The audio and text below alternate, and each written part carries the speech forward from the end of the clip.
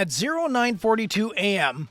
on June 13, 2025, two Royal Air Force Typhoons scrambled from RAF Lossiemouth. Their destination? Polish airspace, and fast. A Russian Il-20 reconnaissance aircraft has just crossed 2 kilometers into NATO territory, ignoring radio hails and flying dark. Within minutes, the Typhoons intercept the intruder, but no missiles are fired and no shots ring out. The Russian plane banks east and exits the zone quietly, as if nothing happened. Crisis avoided. For now. But here's the thing. What if this didn't end quietly? What if the Il-20 didn't turn back? What if the RAF pilots were ordered to shoot it down? Today we're going to break down exactly what would happen if NATO took that shot and took down a Russian spy plane in the process. We'll walk you through the rules of engagement, the historical precedents, and what modern escalation might look like in 2025. Because this scenario is hypothetical, but the tensions are very, very real. And just so we're clear, this isn't a call for war. And this video isn't about cheering on violence. This is a strategic what if. It's a military breakdown of protocols and geopolitical pressure points. Because in the chessboard of modern warfare, one wrong move, just one, can shift the whole balance. So, what happens when NATO shoots down a Russian spy plane? The Russian Il-20 crosses into NATO airspace. What exactly can NATO do about it? Well, military pilots just don't pull the trigger on instinct. There's a strict playbook called the Rules of Engagement, or ROE. These rules define exactly when force is allowed and when they're not optional. Step 1 is always detection. Surveillance systems across Europe track incoming aircraft 24/7. The moment something unauthorized enters NATO airspace, alarms go off. Step 2 is identification. NATO pilots are scrambled to intercept and visually ID the aircraft, friend, foe, or something in between. Then comes communication. The intruder is hailed repeatedly on international distress frequencies. Warnings are issued, something like, "You are entering restricted airspace, turn around immediately." If the aircraft ignores those warnings, it escalates it to escort. NATO fighters fly alongside the intruder, wings tipped, making it crystal clear. You're not welcome here. But even now, weapons stay cold. Only in the final stage, action, is the use of force considered. And even then, there's one condition: imminent threat. If the Russian aircraft is heading toward a critical military site, ignores every warning, and risks lives on the ground, only then can NATO greenlight a strike. But here's the kicker. Spy planes like the Il-20 usually don't carry weapons. They're unarmed intel collectors, packed with sensors and antennae. Taking one down would be like shooting a reporter for trespassing. Legally possible, but diplomatically explosive. That's why most of these encounters end with a standoff, not a shootout. And yet, every step in that chain of command is razor thin. A missed call, a false radar reading, a pilot who feels threatened. That's all it takes to jump from procedure to incident. And once a shot is fired, there's no rewind button. You can't take it back. Now, this isn't the first time that NATO's had to make a decision like this. Flashback to November 24th, 2015. A Turkish F-16 fighter jet intercepts a Russian Su-24 bomber flying near the Syrian border. According to Turkey, the Russian jet violated Turkish airspace for just 17 seconds. But that was enough. After repeated warnings, Turkey fires. One missile, one hit. The Su-24 is blown out of the sky, crashing into the hills near the Syrian border. The pilot ejects but is killed by rebels on the ground. Russia's response? Complete outrage. The fallout was immediate. Putin himself even said, "There will be consequences." And yet, there was no war. Instead, the world saw just how high the stakes really are. So, imagine the reaction if something similar happened today, only this time over Poland, Lithuania, or Romania. In 2025, the political climate is even more fragile. Russia is still deeply involved in Ukraine. Tensions with NATO are sky high, and the Baltics are bracing for constant airspace provocations. One downed aircraft in the wrong place could trigger a full-blown security crisis faster than it did in 2015. Now, imagine that RAF intercepted IL-20 from June 13th didn't turn back. Imagine the RAF was ordered to take the shot. Well, what happens next?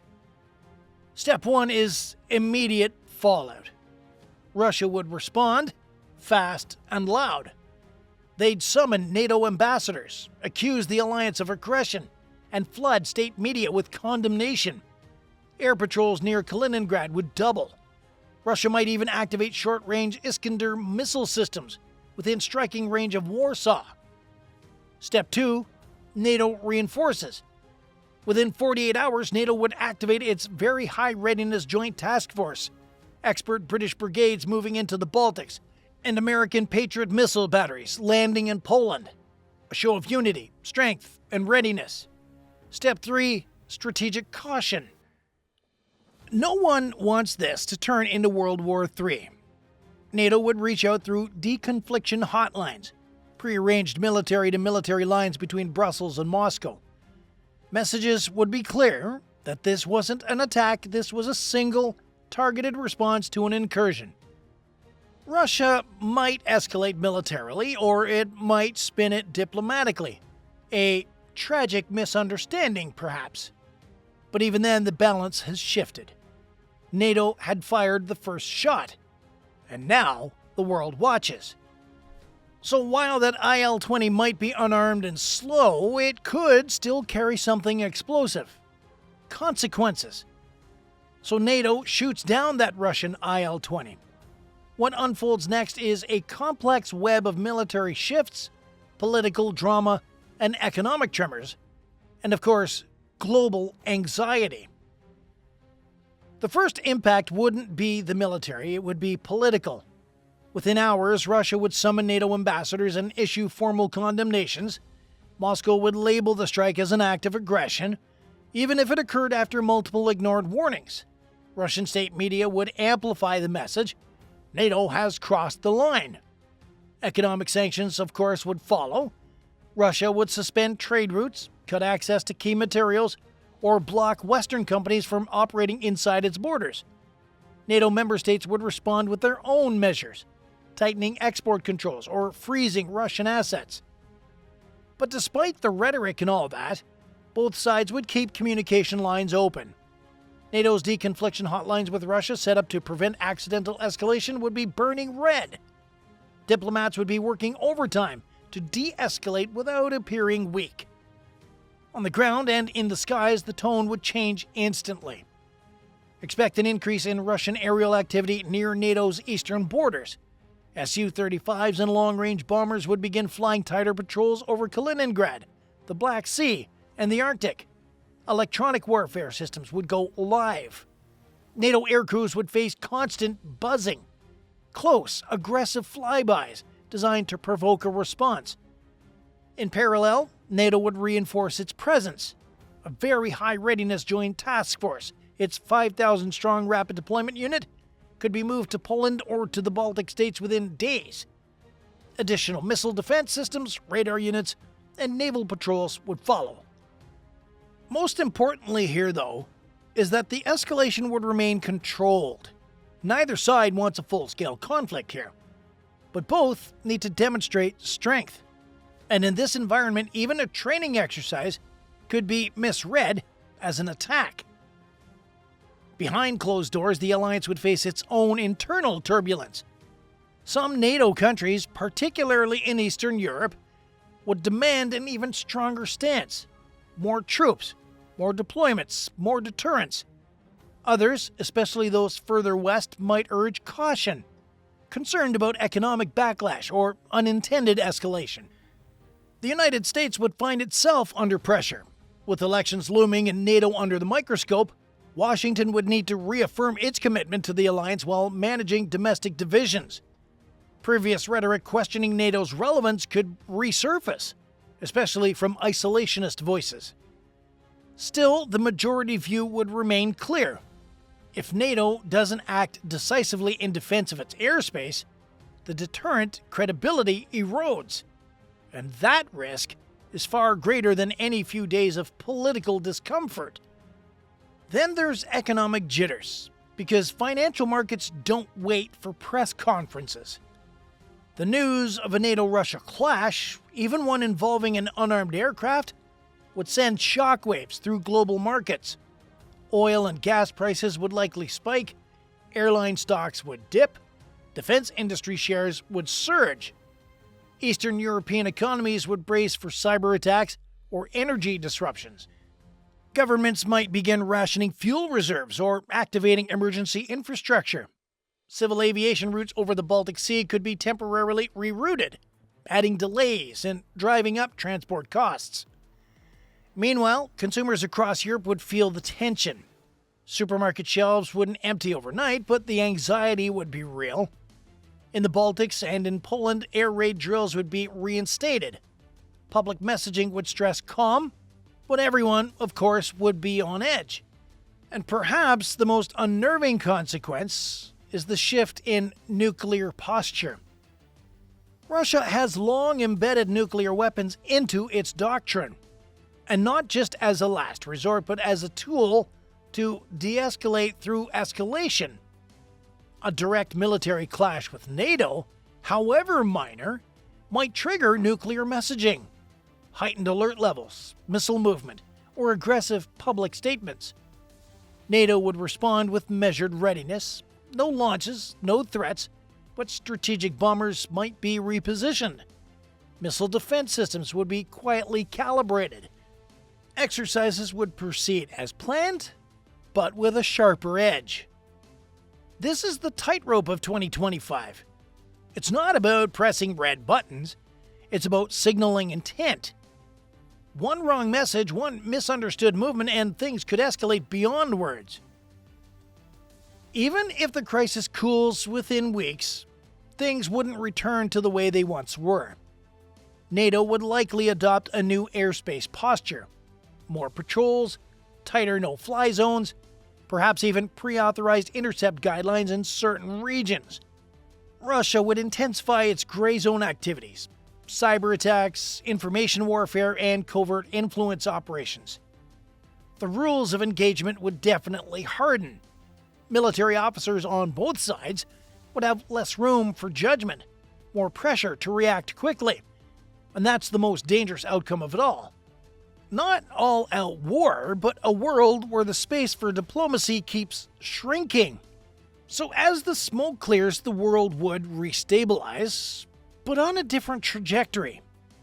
NATO boosts readiness, Ukraine gains stronger defense support, Russia doubles down on gray zone intimidation. The danger here? Another miscalculation, another interceptor firing, triggering a spiral. So what have we learned? A NATO shootdown of a Russian spy plane isn't just a headline, it's a strategic earthquake. One that shakes the very pillars of diplomacy, defense, and deterrence all at once. We've seen how tightly scripted NATO's response system is. Detection, communication, interception, and finally, action. But we've also seen how fragile that system can become under pressure. When tensions run high, when warnings go ignored, and when surveillance turns into provocation, things can break. And in 2025, the stakes are higher than ever. Cyber threats, missile deployments, nuclear posturing. All it takes is one trigger. And the real danger here is not just the shootdown itself, it's the aftershocks. Military buildups, political fractures, economic panic. The fallout spreads fast and often far beyond where it even started. That's why every intercept, every radar lock, every radio warning matters. Because in this kind of standoff, the smallest miscalculation isn't small at all. Now we want to hear from you. What do you think would happen if NATO actually shot down a Russian reconnaissance aircraft? Would Russia strike back or step back? Would NATO fracture or grow stronger? Drop your take in the comments. We're reading every one. And if you want to go a step further and support our channel here directly, join the fleet. You'll get loyalty badges, priority comment replies, and help us bring more real-world military stories to the surface. Just click join on our channel page and get on board. Stay sharp, stay curious, and we'll see you in the next mission.